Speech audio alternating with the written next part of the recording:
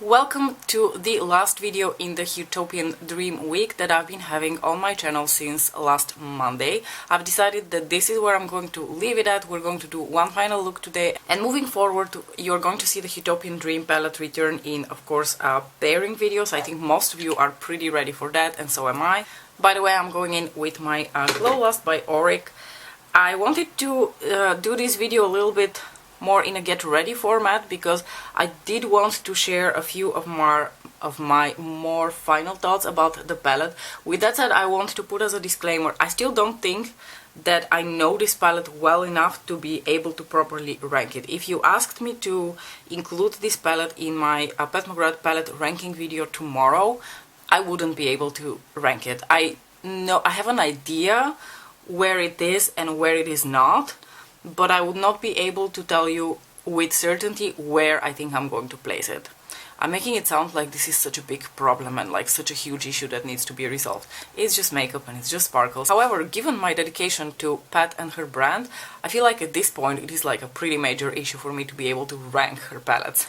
I'm taking my concealer. This is the Instant Concealer by Clarins, which I'm trying to pan. A few words about the overall color story of the palette. I stick to my guns. I don't think this is a pink palette. And I have to tell you, now that I've played a bit around with the palette, I am again very surprised by what she has pulled off with her color story. I once again find it to be so not what I expected and so interesting and such an interesting pairing of colors and textures. With that said, taking my Dior Backstage foundation now, by the way, I can tell you for sure this palette is not going to take the place of Sublime, because when it comes to Sublime I'm like blindly subjective. It is not going to take the place of Subversive. I'm like going a little bit now by the rankings. My number one Pat McGrath palette is Sublime, my number two is Subversive. It is not going to take the place of Subversive for sure. Iconic Illumination is one that always surprises people because I rank it so high, but Iconic Illumination serves a certain purpose, and I feel like it serves that purpose so well that it deserves its third spot. So I'm not moving Iconic Illumination from its top 3 position either. And then we move into a bit more, questionable territory. My number 4 palette is Divine Rose 2, and some of you have already indicated that you rank Huetopian Dream higher than Divine Rose 2. I, for sure, at this point in time, do not rank Huetopian Dream higher. There is something about the vibrancy and the punch of Divine Rose 2 that speaks more to me, and I just really enjoy all the different tones that go on in Divine Rose 2. I enjoy how they're combined. I just have a special place in my heart for Divine Rose 2. Then we come to number 5, which is Bronze Seduction. And I really love my Bronze Seduction palette, you guys. So I don't think I'm going to be moving Bronze Seduction either. Taking my Hourglass Moodlight, what is it called again? Ambient Lighting Powder, Jesus. So the top 5 remains as it is right now. Is it going to move Midnight Sun from place number 6? I don't think so. I can tell you for sure that I rank it higher than Divine Rose 1. This is my least favorite palette from Pat. So if I would have to give you a rough estimation of where Huetopian Dream would rank, it would be somewhere in between Divine Rose 1, Decadence, and Subliminal, but I don't think it will knock off my top 6. For my bronzer, I'm going to take Delphic by MAC. It's one of their Studio Sculpt powders.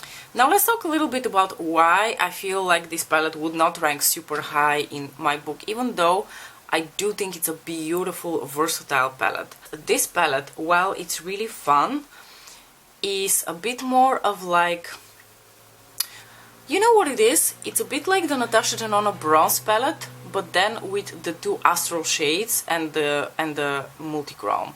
It speaks a little bit to me in that way, in the sense that it's a very useful basic palette.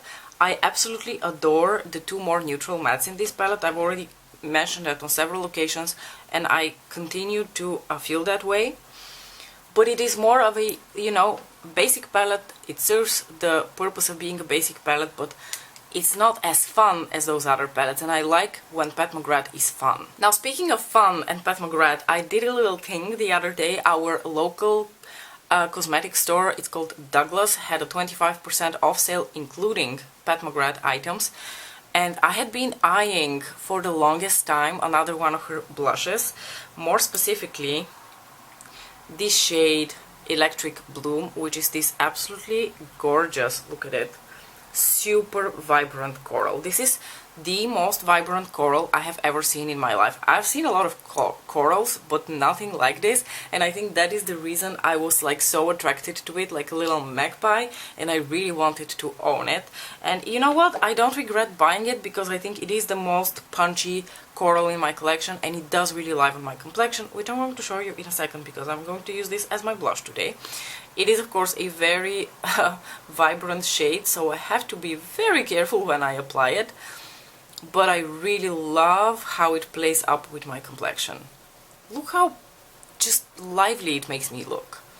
So going back to Huetopian Dream, let's talk about the Multichrome. I am definitely going to come back and do a video with you, also for my sake and my sanity, where we are going to apply Sextraterrestrial on one eye and Sextreme on the other eye, and I'm going to wear them for a whole day, and I'm going to come back and tell you what I think about the two shades. Because something that I noticed when I wore Sextreme last week when we did the video with it, but I didn't think much of it until I saw someone else mention it on Instagram, I'm now taking Golden Nectar, is that I feel like that shade faded a little bit on me throughout the day. It's really bizarre because when I was at work at one point during the day, I looked at myself in the mirror and I thought, oh, this looks kind of faded, but I attributed that to, you know, the crappy lighting in the bathroom and the fact that the shade, you know, shifts in different hues, so maybe I was just catching a hue that made it look a bit less vibrant. But then someone on Instagram also mentioned that that shade kind of like faded on them throughout the day, and I thought, oh, maybe I'm not crazy. I should definitely try this shade again to see whether I feel like the vibrancy of the metallic punch really diminished over the course of the day. And in addition to that, I'm still not convinced that this change in formula was the right way to go. I think still the VR formula on Sextraterrestrial might be something I prefer. And speaking of the multichromeness of the shadow as well, I think when I look at Sextraterrestrial I can more easily detect the different shifts, because VR Sextraterrestrial is very shifty.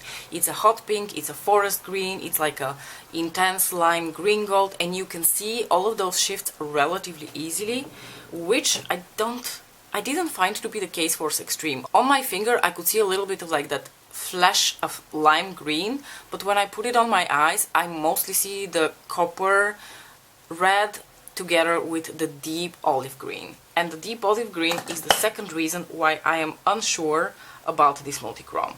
I will, like I said, have to test it next to Sextraterrestrial to make sure that I really do feel that way. But let's go into the Huetopian Dream palette now. I'm going to take this shade and apply it all over my outer corner and crease area. We're going for a bit more of a punchy and bright look today. When I watched the footage of my video later that day, I noticed that when I was looking straight into the camera, what was coming through on my outer corners wasn't a beautiful deep rich olive green, it was more of like a gray black, matte gray black, not super flattering. And I don't know whether I've ever really noticed that with Sextraterrestrial. Sextraterrestrial also had like this muddy forest green base. I am curious how that looks on camera when I look straight into the camera. So I'm going to come back and compare the two shades with each other, but that is also something I noticed about Sextreme that was not my favorite about this shade. Anyway, let's move on from that multichrome shade and talk about the other Astral shades. I already did a look with the flaky bronze shade. I love that shade, don't get me wrong, I think I look bomb in it. I think it's such a gorgeous neutral. But as I mentioned in my video last week as well when I did the look with it, I don't think that shade looks dramatically different from the bronze shade in my Sublime palette. But I don't want to hold that against the Huetopian Dream palette, because I fully understand that palettes are not made for the collectors. Palettes are made with, you know, the general consumer in mind. And whatever Pat has in her brain when she concocts these color stories, I'm sure she doesn't do it with the, have I done this shade 100 million times before? No, she thinks of a color story that she likes, and that's that. So while I really do like this shade, because it's a little bit repetitive in my collection, I don't really consider it to be something wowza. Now, speaking of wowza, the two Astral shades, the Venusian Orchid and Amethyst Moon, they are really, really stunning. Amethyst Moon especially is something different. It's so vibrant, so shifty, so beautiful, so sparkly. I really like Venusian Orchid as well. I think that shade is going to be beautiful to layer over a bunch of other things. But there's one thing about Venusian Orchid that I feel like could have been a bit punchier, and that is the lime green shift. The lime green shift is too gold for my taste. In most lightings, the shift on that shade just looks a little bit too gold, and I would have much rather had it that it's more true lime green. Like, can you imagine the lavender against the super lime green? Stunning. However, that would have made the palette much less, you know, appealing to the general consumer. I don't think the general consumer looks forward to a lavender that shifts into a intense lime green shade. So I understand why this shade is the way it is. Something I also noticed, I initially thought that this shade is just, you know, like a bunch of other flaky shades that we have seen from Pat McGrath. It's not. When I use this shade and then I dip into another shade from other palettes which have felt similarly chunky to me, for instance the Chunky Gold in the Bronze Seduction palette, the one that's right below the green shifter, I don't know the name, I'm sorry. I thought that these two shades would be a similar formula, but I was actually not right. I think the gold from the Bronze Seduction palette is much smoother in formula compared to Venusian Orchid. Venusian Orchid must be one of the chunkiest, flakiest shades that Pat has put out, and I think it delivers a lot of impact. I really enjoy it. I don't have any issues using it, but I've heard from a couple of you that you've had issues with that shade having fallout and frustrating you. Alright, I am now going to take the Intensifies Artistry wand from Pat McGrath, not drop it, and apply a generous layer of that all over my lids. I'm going to continue using my finger for that, even though the wand is dirty anyway. And I'm going to pop that right here onto the inner corner and my moving lid. Going back to the flaky Venusian Orchid shade, if you feel like even with the wand that shade is still flaking off your eyeballs, then you're not using enough of the wand. You need to use enough of the wand. You need to touch your eyelids and feel like they're a little bit tacky to the touch, and only then can you be relatively sure that Venusian Orchid is going to stay in its place. Now the next shade I'm going to take, and I'm just going to use my finger for that, is Cosmic Bloom. Cosmic Bloom is one of my absolute favorites in this eyeshadow palette.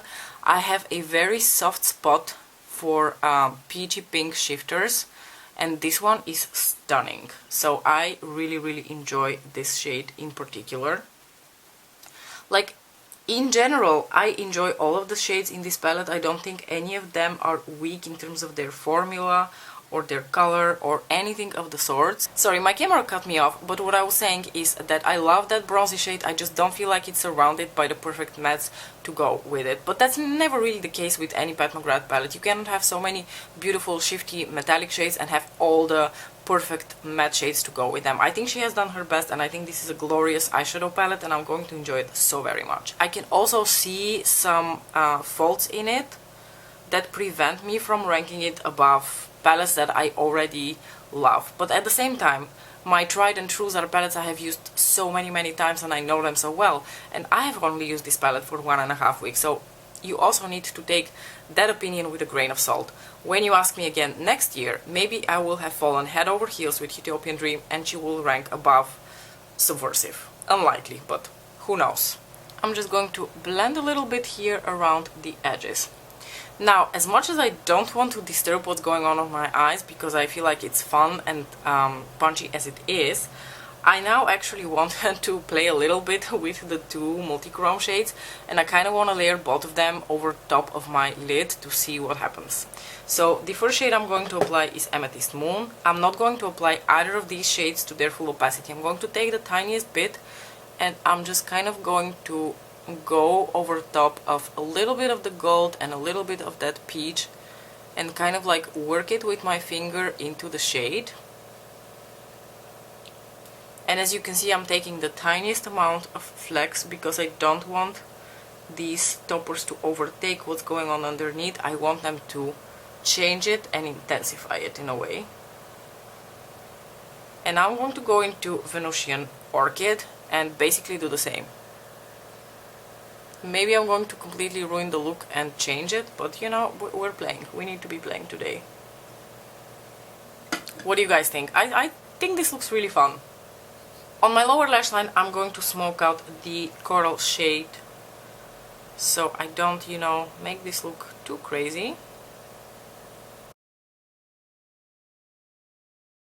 I'm also going to apply a coral in my waterline. This is the Kiko eyeshadow stick in the number 45.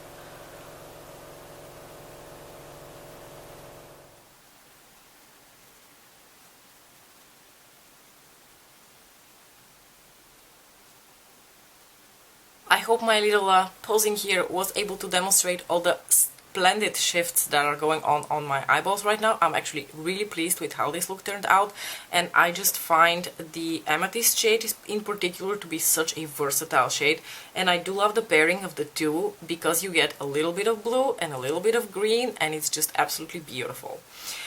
The lip may be a little bit much. It was a choice, but I'm committed to it. I didn't tell you what the lip was.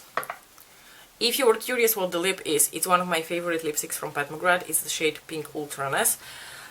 So I hope you enjoyed my little TED talk and this whole week of Huetopian Dream. I've never done anything like this before. Like, I've never been so dedicated to demonstrating on YouTube the possibilities of just one eyeshadow palette from Pat McGrath.